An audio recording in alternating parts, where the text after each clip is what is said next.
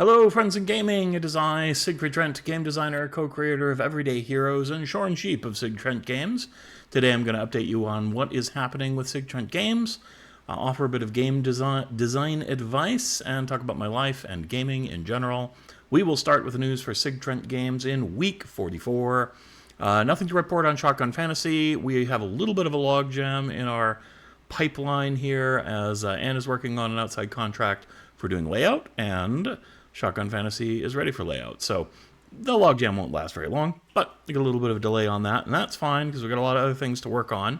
And I'm still very excited about Shotgun Fantasy, but it is good to take a little break from it. Been working on the mystery project. Back in the running now, working on new arms and armor for this book. Something I have a lot of experience with, working on the armor in the past. So it's nice to be able to draw on some of that research experience to get inspiration for cool weapons and armor for a fantasy game. Layout contract. Already talked a little bit about that, but it's going well. Nearly done with the first book that we were contracted to work on. Got some feedback, gonna make some corrections and move forward, but so far so good. Night Magics. I got around to working on that this week, which was cool. It is coming along nicely. I think it's really fun to work on. The spells are very creative. They are modern themed magic and kind of club themed magic. So there's a lot of kind of joke names. I don't know if joke's the right word, but modern culture references in the context of classic magical spell effects, or sometimes very modern spell effects. So they're pretty fun to work on, and it's just nice. And I do like it's a book where I've been given a lot of ideas to start it with, so I can build on those. I don't have to do all the raw creativity myself. And I always like doing that kind of work. It goes really quickly, and it's just generally quite fun. Sometimes when you have to have that blank page and think of something creative from the very start, that's kind of a challenge. But if I've got a little seed to work with, I'm very quick at building out from that and creating something cool. And I think that's all we got for SigTrent Games news this week. There's been a lot going on. I've been doing a lot of work, but it's all in support of those things. And it's been going generally well. So sometimes when that happens, there's not a whole lot to say. There hasn't been a whole lot of new and interesting game design that I can talk about because most of it's on a project that they're not ready to talk about yet. So be it. All right. Product highlight. Oh, yeah. So this is a new feature that I'm going to be doing, a product highlight. So I was thinking as I'm gearing up to do marketing for Shotgun Fantasy, I should probably on my own show talk a little bit about some of the projects that I've done and projects that are there to buy to support SigTrent Games. So we're going to be doing that. Not all of these will be SigTrent Games products. I will also talk about things I've worked on for other companies because I want to promote those as well as a good freelance writer who supports the products that they put out into the world. It might be something for Everyday Heroes from another group entirely, or it might just be from friends of the game company, people that I like, projects that I think are interesting. Whatever it happens to be, they'll be pretty short, like this one will be. Today we're going to be talking about Holiday Heroes from Evil Genius Games. I did mention it a little bit a while ago, but it's such an appropriate time span to be talking about it. What is it? It is a holiday-themed PDF for Everyday Heroes, and it is themed on kind of classic Americana and Western European holiday traditions surrounding Christmas. It could be called Christmas Heroes because it's pretty much close to that. Very much inspired by Hollywood and TV movies about Santa Claus and that whole sort of mystique and mythology. There are actually two products that were put out. These came out last year. One's called Holiday Heroes, and that's the rules supplement. And the other is called Lumps of Coal, which is the adventure. But Evil Genius Games has combined them together under Holiday Heroes banner and made them available at a discount on DriveThruRPG. And so I do recommend checking that out. You can also get both of these products on Sidekick. I'll have a link in the show notes that shows you where you can go on DriveThruRPG. And actually, it can support me a little bit because I do have an affiliate link for DriveThru. So just a little bit of that money can flow into SigTrent Games and help me make games. So definitely worth checking out. I wrote Holiday Heroes. I think it's a fun book. A lot of people told me it was of the things that I did for Everyday Heroes, other than the core rulebook, the favorite little supplement or additional thing that I put out. So I think it's pretty fun, and that's cool because I didn't actually really grow up watching a lot of those kind of holiday shows, the cartoons and stuff for kids when I was a kid. I, was aware of them and I've watched a few, but I was not particularly into them. I didn't have a tradition of watching any particular cartoon every year, as I know some people do. So I needed a little help from my colleagues on kind of like, hey, what are the touchstones for you? The things that really make the holidays and the things you're nostalgic for that you would want to see in a role-playing game about playing Santa's little helpers, kind of like, Christmas Commando characters. And so they gave me that feedback, and once I had that seed, I was ready to go, and we put all that stuff together, and I think it's really cool. You can play, let's see if I can remember them all, a reindeer, you can play a gingerbread man, you can play a snowman, you can play Santa's elf, or workshop elf, I think they're called in the book, and you can play a Kringlekin, which is like whatever Santa Claus is. Kind of human-looking fey creatures that get their power from the magic of the North Pole and allows them to do various magical, cool things. There's a new class in there called the Miracle Worker, which is a really cool class, by the way. It draws from a lot of different pulp culture, actually. We got some Princess Bride in there, because there's a character in there who's a Miracle Worker, Miracle Max, and I wanted to have a nod to that. It's also got a reference from Everything Everywhere All at Once, which is a really cool movie about multi-dimensions, because Santa can be everywhere all at once on Christmas night, so that seems like a cool power. So lots of cool little things in there. If we're going to be tongue-in-cheek, might as well go all the way. I think it's a really fun class, though. The Miracle Worker is pretty cool. Basically, you slowly get the powers of Santa Claus, plus a little bit more, and some kind of healing powers in there as well. And it's a sort of a fun class to play, and something that doesn't exist otherwise in Everyday Heroes. So definitely check that out. I think it's a pretty good deal, the one they've got on Drive-Thru RPG. And the Adventure Lumps of Gold is pretty cool. You play a group of Santa's little helpers, and there's pre-gen characters ready to go. And you're going to jump into an adventure about defending Santa's presents from the mighty... I'm going to forget his name now. The anti-Santa Claus. Oh, no. Krampus. There we go. Krampus, yeah. There's an animate figgy pudding that's gone spoiled and comes after you. All kinds of fun things in there. It's tongue-in-cheek, but, it's a great one-shot to play with your friends over the holidays, that kind of a thing. And maybe you could even make it a holiday tradition. You have to come up with some more adventures, I think, other than just Lumps of Coal, but you can start with that one. All right. So that's it for our little product feature of the week. Let's move on to game design tip of the week, and this is going to be about writing art orders, which is not exactly game design. But let me preface this. It's a thing that I have done a lot. So even when I worked back on the Advanced Feat series for Kobold Press, and during the whole time that I worked at Evil Genius Games, I wrote a lot of art orders for the books that I did game design for. And there's a bunch of reasons for that. Partly is I know how to do that and I'm available to do it. And partly is because I'm really interested in the art that's going in the book. I feel that sometimes the art is even more important than the game content. I mean, the game content is super important in terms of that's what the product is. But the art is incredibly important in how you present that project and how people will remember it as a product, right? So I think they are equally important. And I want both to kind of synergize and meet up, and I want really good art on my books. And so when I don't like what's going on, I get involved in the art direction, and that's kind of how it started. And I continue to like to do that. So I want to offer my tips about how you can do that. Now, here's the reasons, before we start with the tips, that I think game designers are good to be involved, even if they're not writing all the art orders, but to be involved in the art orders.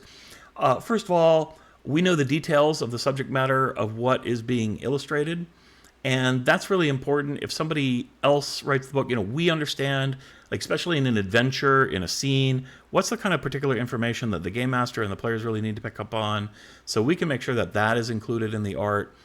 We know, this class uses two-handed swords. That's what they're specialized in mechanically. And so an illustration for this class should have a two-handed sword, right? It would be really silly to have an illustration that has a one-handed sword for a class that's all about two-handed swords. So that kind of input is really important to go into picking the art that's going to go with that class, right? So next up is, we create the content that needs illustrating. So we kind of have a good understanding of the things in a book that are going to benefit from illustration that might be a little bit more difficult to understand, but when you see a picture, it's worth 1,000 words, and you go, oh, I get it. This is especially true of science fiction concepts and things, which can be a little hard to grasp, but if you see an illustration of it, it makes a lot more sense to you. It can also be true of some sort of abstract rule systems that's, say you're simulating a dogfight between two World War I airplanes or something like that, and people don't necessarily understand the terminology, but you see an airplane doing the thing that you are talking about, and you're going, "Oh, okay, I get it. That's what this situation is about when the two planes are like this." So that kind of thing is really good to get into the game. And if we don't have the voice of the game designer there, it might get missed, and the art will either not be as useful or may actually even be contradictory to the content that is intended to illustrate. And finally, just game designers and writers are creative people, and anytime you can get more creative voices into the formation of a product, maybe not all with equal authority, right, but just have those voices in there, then that's going to improve the overall product. All right, reasons. Well, we should know our limitations, right? We're game designers, should not be in charge of art or anything like that, or be the final word on art design and stuff like that, unless they have additional qualifications or something. One, we typically don't understand art and graphics. As much as I have gotten pretty good at creating art orders that turn out really well, I am not an expert on color theory. I am not an expert on perspective. There are many things that artists do that I don't know anything about. And it's really important, if you're going to be dipping your toes in here, to understand what your limitations are and not to overstep them, to think, "Oh, I know better than any artist what a picture should look like." You really don't. You just know what needs to be in that picture, right? So understand your limitations and try not to overstep them. Also, if you have an art director at your company, obviously they are in charge of what the book looks like, not you. You should have input, but you're not in charge. And that's point number 2. It's usually somebody else's job. And don't try to step on other people's jobs at a company that you work with unless they ask you to help out. You can ask, "Hey, would you like any help? Or I have some ideas I'd like to share. Would you be open to that?" And if that door opens, great. You should walk through and contribute what you have to contribute. But always remember, the person who invited you in is in charge of the situation.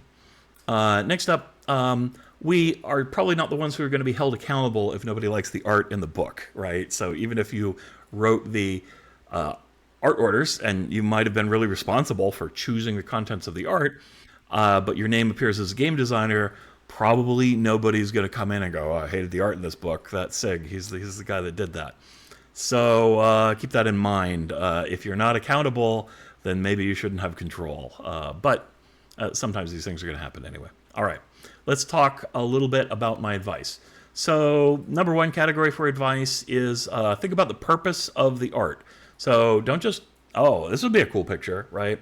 That's not enough. Sometimes it's not bad, but you want to think about what the art is doing in the book. What purpose does it serve? And making sure the art order directs the artist in a direction that is going to serve that purpose. So here are some of the things to think about there. How should the art make us feel, right? If it's a horror game, we should be horrified or intrigued or curious with a tinge of fear. Something along those lines, or it should be like, "Oh my God, that's scary." How does it make you feel? Maybe it should make you feel happy. Maybe it should make you feel afraid. Maybe it should make you feel curious. Maybe it should make you feel amorous. There are many different possible feelings that you can get from art, and you should think about what feeling you are trying to elicit from it. Who does it appeal to? Not everybody likes all kinds of art. It's important to think about who the audience is for your book, what kind of art that audience might like or expect, and to deliver along to some degree their expectations, maybe occasionally to challenge their expectations a little bit, but definitely to appeal to them either way. Next up, what kind of value does it add to the book? So some art is there to illustrate a specific idea so that people can understand it. Some art is there to spark people's imagination. Some art is there to sell the book so people go, "Wow, it looks so cool. I want to do whatever this is." Think about what the job of that particular piece of art is and make sure that you keep that in mind when you're writing the art order.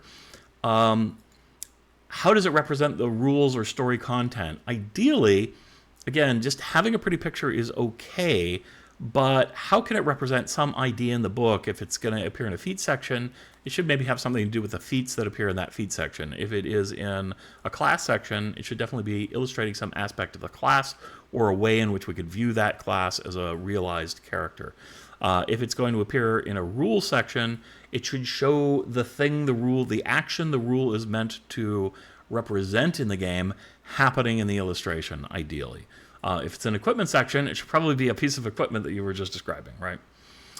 What information can the players or GMs take from it? Think about what it is you're trying to communicate with that illustration and make sure that it is represented in the illustration. All right, number 2. Decide what elements are essential and what elements are open to interpretation. This is really important for the actual writing of the art order itself, and it's a mistake I see a little too often when people do art orders for the first time. So be explicit about what must be included in the image. Sometimes like that two-handed sword, for example, like we gotta have a character with a two-handed sword. And this character is a strong hero, so they need to have muscles on their body. They need to look athletic and plausibly strong, right? So these are things that have to be included in this image because of the context where it is going to appear. Others are... that is a very common thing in role-playing games, the kind of equipment that a character is using to represent a class. But it could also be something they are doing. If they're casting a spell, it could be the color of the magic aura around the spell.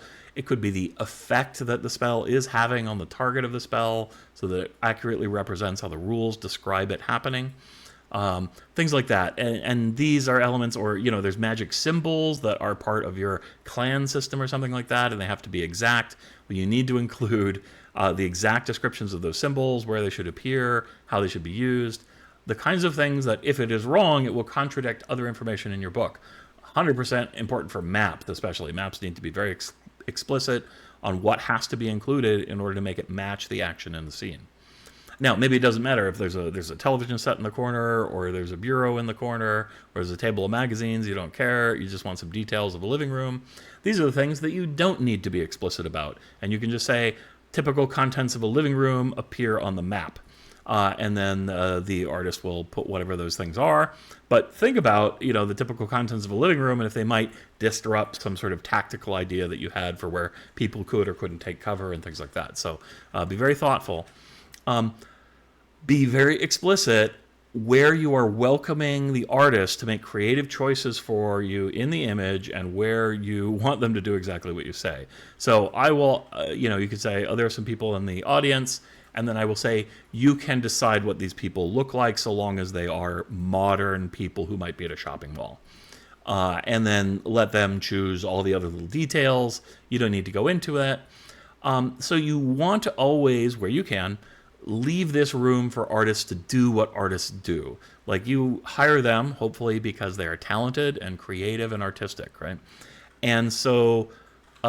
as the person writing the element, like, if it's not an essential thing that you need for the illustration for the purposes that we described, then you want to leave that to the artist who knows how to do that kind of stuff and who knows how to make an evocative and cool image, right? That's hopefully the kind of thing, not just their talent in drawing, but their artistic sense and knowledge to put something together that's a really cool picture, right? And so leave that space for them to work in, but do be explicit in calling out where you want them to do it. Otherwise, they won't be confident. They'll be like, oh, you didn't tell me how to do this part, and maybe they've got something in mind, and artists can really get in a kind of a whir about, am I going to be delivering something that the person's going to like, and that can slow them down. So if you say, this is up to you, then they can just go off to the races, and you'll get your art faster that way, which is good. Finally, sometimes explain to the artist what your intent is, so even if you don't say how to do it. So I want this picture to evoke a mood of fear, right? They will know techniques and colors and things to make it have a mood of fear without you having to tell them how to do that. So you describe what the goal is, and then they can use their skills to interpret that to give you the outcome that you need. All right. Number 3. Play to an artist's strength. So if you're going to give an art order to somebody, it's really helpful. You won't always have the luxury, but it's really helpful to be able to know what artist you're writing for, have seen their work. That way you can play to their strengths and avoid their weaknesses. So if an artist is very bad at, let's say, drawing faces, for instance, don't give them a lot of portraits of characters, right? Because the face of a character is the real heart of any person that really portrays what they are about. Even if that face happens to be some kind of a helmet or something, just psychologically, we're really connected to that. So if an artist is poor at that, have them draw weapons and equipment instead, right? Like, focus on the things that you think they have a skill for and avoid the things that you've seen that they have a weakness for. Sometimes but not too often. You can challenge an artist. Maybe an artist doesn't display a style that they could work in because it's not commercially popular, but it's a style that you would like to see. So you can ask them, hey, can you do watercolors? Could you do a softer style image? Could you do images with a little bit more detail, a little more illustration-like? And just ask them, because they may have capabilities that you can't see in their art.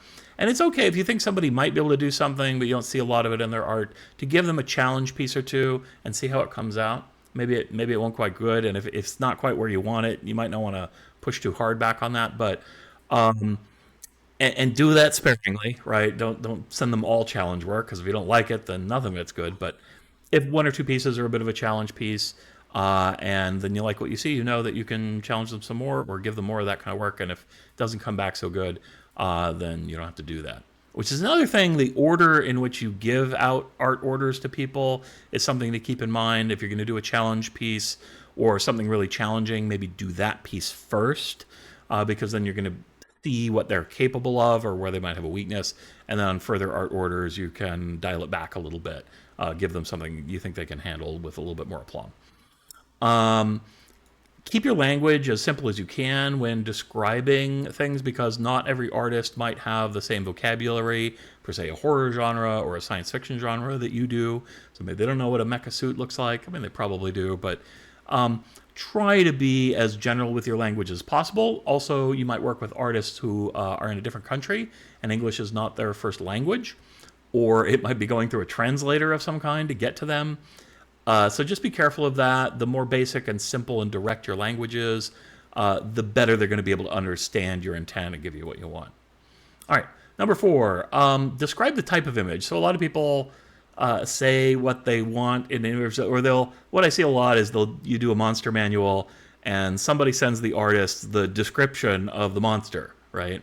Which there's a whole bunch of problems with that. But one of the problems is, okay, they kind of know what the monster might look like, but they don't really know what environment it's in or how you want it drawn. Maybe they do a whole landscape painting, but like, no, I just want the monster, right? Because that's how it's going to fit into the book. So be sure to describe the exacts of the image, and that includes whether it is a cover piece, a scene, which means a background and characters in an action of some kind, a single figure, which usually has no background, a portrait, which is just the top of a character featuring their face, or a single object, like, a little what we might call filler art of a light stand or a sword or whatever it happens to be. Be explicit about that, because otherwise you might get something that you didn't want, or you might pay more than you thought you were going to pay. Be specific about background and foreground. If there is no background, say there's no background, just to be clear, because you might get something you didn't want.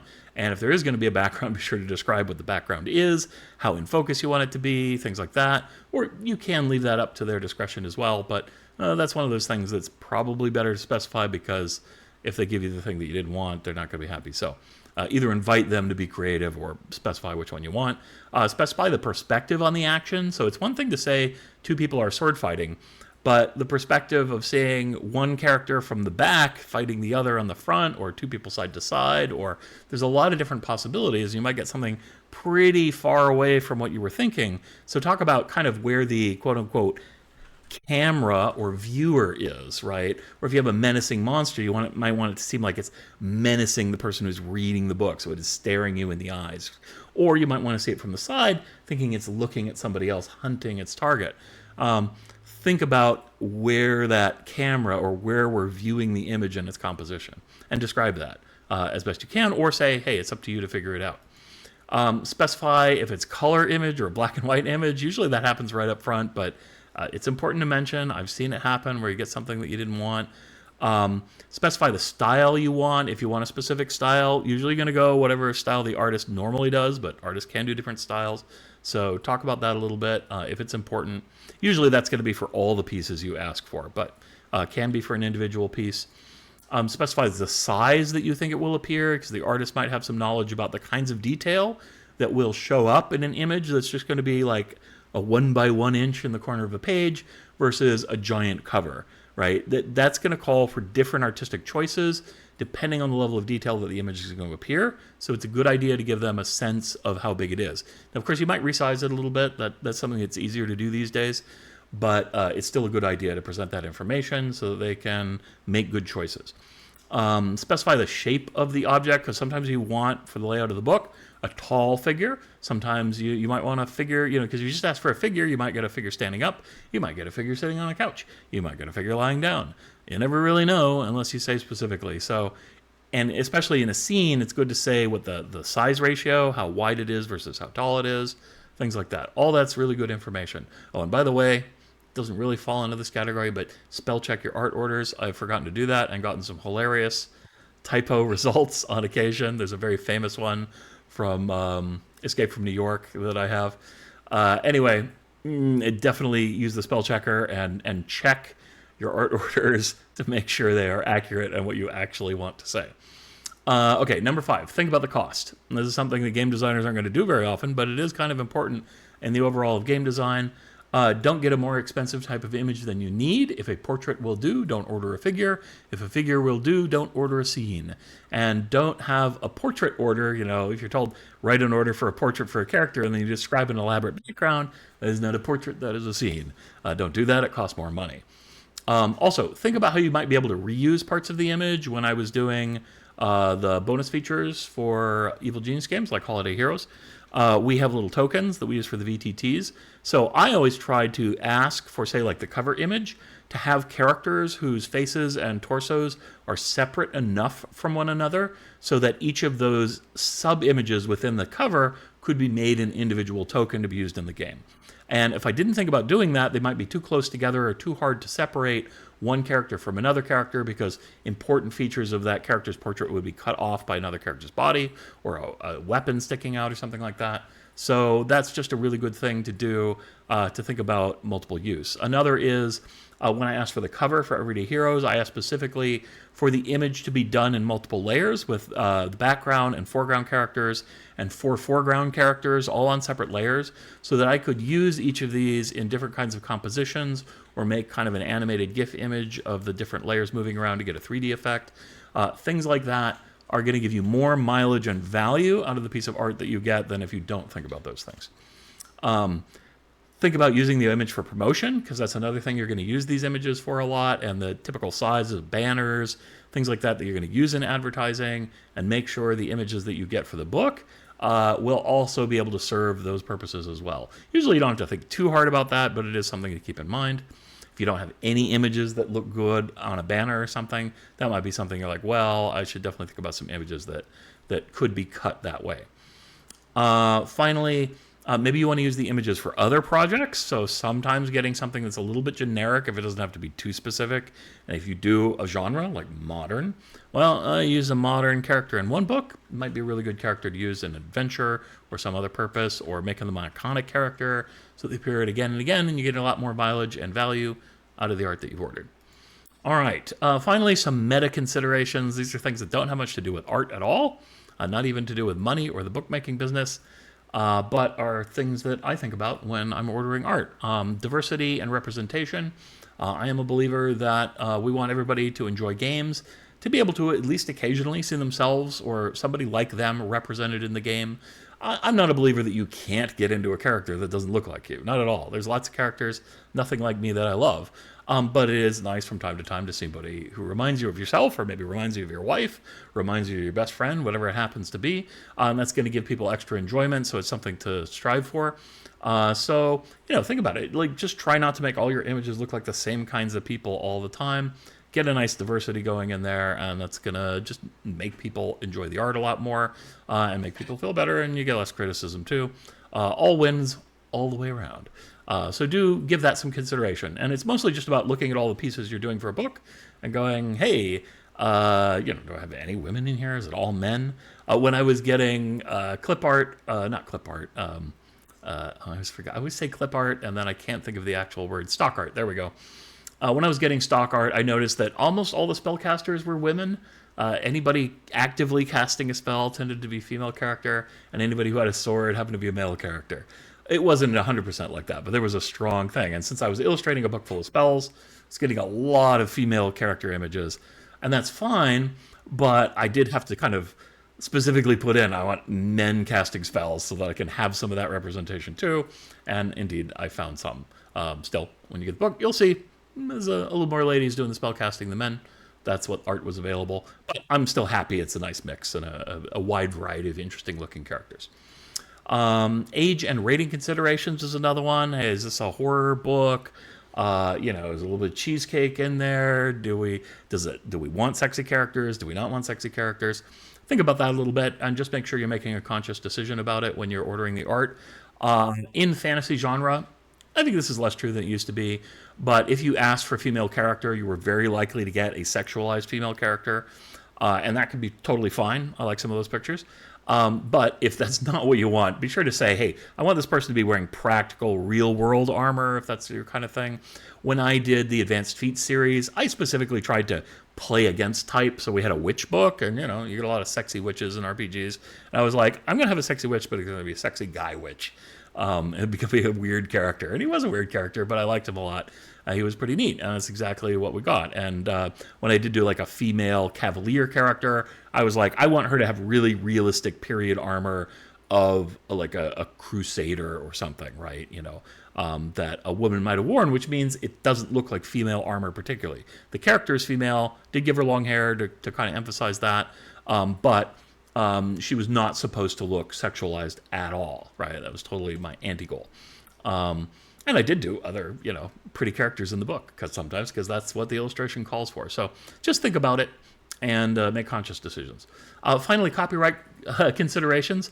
Try not to ask an art order and say, oh yeah, it looks exactly like Batman except for ... Right, well, if ... ain't enough, then you got a picture of Batman in your book, and you really shouldn't have a picture of Batman in your book because you don't own that copyright, so don't do that. This can happen accidentally, very easy. If you send somebody a reference image, they may think you want something exactly like that, and so they will just copy it. We had a rule of Evil Genius for a while that if you don't send reference images to artists without a long explanation, and if it's a reference image, it should only be a portion of what's being illustrated instead of the whole thing. Because otherwise sometimes you get back that exact thing, and that's bad, right? So you definitely need to avoid that. That's also an artist's responsibility to avoid that, but don't make it hard for them by suggesting they violate copyright. Okay, I think that's everything I've got for art orders. That's probably a lot, but it's an interesting topic to me, and one that a lot of game designers don't necessarily get a chance to get into, but can be a super useful skill. All right, playing games. What have I been playing? It was boring. No Man's Sky. Lots of No Man's Sky. The game isn't boring, but that's been my game I've been playing for 3 or 4 weeks now. I usually jump around, but there's a lot to do in No Man's Sky. There's all kinds of fun things. I just got my Corvette, which is like a custom-build spaceship. You can just make spaceships almost look any way you like. I mean, there's like Legos. There's building blocks, and you build a big ship. But you can have up to like 200, 2,000 parts. I don't know. You can have a lot of parts on your ship. They can look wildly different. I've seen spaceships that look like big pirate ships. I've seen, there was a flying stone jungle temple I saw the other day. It was crazy. Or you can make, like, people make Star Wars ships, and they just make their own weird creations. I just have my own weird creation because I'm like that. But the classes have ships, and Corvettes always start at the lowest C tier. And one of the problems is Corvette, all the ships have a little component. They have a grid with little components. And the Corvette ships that are custom built, a lot of the parts that you put into them to build them end up in the grid, and the grid gets really full, and it's hard to squeeze in extra little customizable bonuses that you could put on other kinds of ships. And so, but by upgrading their class, you get more space to do that. So they're ones you really want to upgrade, but they're kind of expensive to upgrade. With most ships, you can just go find S-Class ships, and they just start as S-Class. But in this case, now you get start at the bottom, pay your way up. So here's my tip for getting nanites, which is what you use to upgrade ship class. Go to the pirate stations, buy the little pirate packages. There's a black market goods dealer, and they have like suspicious technology package or suspicious weapons package. Buy as many of those as they got. It'll cost you some credits, but the credits are pretty easy to come by in the game. Open them all up. You'll get tech modules. Don't try to install those tech modules. Just go 2 doors down to the guy that sells pirate technology modules and sell him all the modules that you open from the guy not 20 feet away. He will give you lots of nanites. So it's basically a way to spend credits, get nanites, go to as many pirate stations. There's like 1 trillion star systems. Probably some 100 million of them are pirate systems. You can go forever finding pirate systems and just do this until you've spent the money that you have available or you've gotten the number of nanites that you need. I had to grind up 50,000 nanites to go from A-Class to S-Class. It really only took like an hour and a half or something like that. As grinds go in games, not too bad. All right. Anne on her Twitch channel has been playing No Man's Sky. She's had a reduced schedule because she's doing layout work here for SigTrent Games. Thank you very much, my lovely darling. But she is playing, especially on the weekends, Saturday and Sunday, so you can catch her playing No Man's Sky or whatever else she decides to get into. But we're still both pretty addicted to that game for now. She's just getting into the whole Corvette thing, so cheer her on, give her good advice. One of her viewers sent her a bunch of Corvette parts, which was very nice. Thank you, if you're out there watching this. Life in general. I've been battling creaky joints. I'm an old man this week. So just stiff back, stiff legs. I haven't been getting out and getting as much exercise. The store has been really slow, so I've been sitting down a lot more at the store, not having a whole lot to do except talk to customers. I think I probably need a little bit more sleep. I got a big nap yesterday, and that made me feel a lot better. So I'm trying to catch up on sleep, get really well rested, and hopefully that problem will dissipate a bit. Also taking some vitamin D, that usually helps me. Been a little scattered because I've got a lot of irons in the fire right now, working on a bunch of projects and kind of shepherding them along at different stages. The layout work, the contract we're doing is a little bit intensive in time, both for Anne and for me. But also trying to keep up on the writing and work and everything. And it's holiday season, so just a lot going on. Nothing bad, mind you. Just that's how things have been. I'm very excited about all the stuff we're doing, though, and a lot of stuff is kind of moving into new stages, and so that's really cool. And made some absolutely amazing turkey and gravy last night for me. Oh, it was so good. And makes the best turkey gravy ever. I have to say, it's like turkey's pretty good. I'm a turkey fan. I don't think turkey is one of the greatest meats ever or anything. It's pretty good, but making the right kind of turkey gravy is like distilling the very, very best qualities of turkey and then like concentrating it 1,000 times and then putting back on the bulk of the turkey, which is just like pretty good. And then it's amazing, right? Like turkey becomes the ultimate passenger for a super amplified version of itself, and you get to turkey heaven, and that stuff is divine. So really good. We got lots of turkey gravy left over to put on rice, to put on bread, to put on anything. It's good times. You may have noticed I gave myself a haircut this week. I call it trailer park mullet paradise. I don't know. Really, I had too much hair. I didn't really want to go get a haircut, both for paying the extra money and also just because, like, I don't know, in the middle of winter, I kind of don't care about my hair so much. But it was too long. It was getting in my face, and it was too hot for me. So shaved off the sides a bit, whacked off my bangs, did my best to smooth it out. I think this side's a little longer than this side. But you know what? In the end, doesn't matter too much. I work in a gift store, and I make these videos, so I don't need to be too pretty. Hopefully it is not too wildly awful a haircut. But let's say I need to level up my skills a little bit in the self-haircutting thing.